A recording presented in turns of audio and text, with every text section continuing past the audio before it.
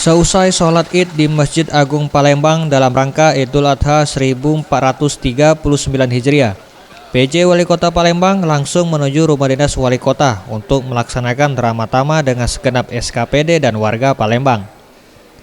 PJ Wali Kota Palembang Ahmad Najib mengatakan, Idul Adha 1439 Hijriah merupakan momentum bagi umat muslim di Kota Palembang untuk mensyukuri nikmat Tuhan. Ini kita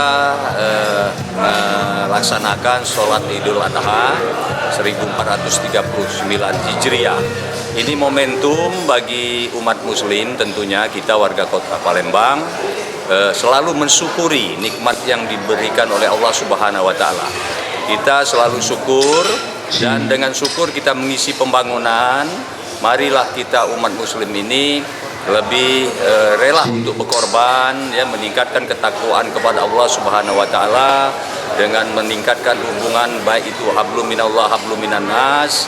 Nah, tentunya kita juga menginginkan Palembang ini ke depan lebih maju, lebih sejahtera, dan pemimpinnya yang amanah.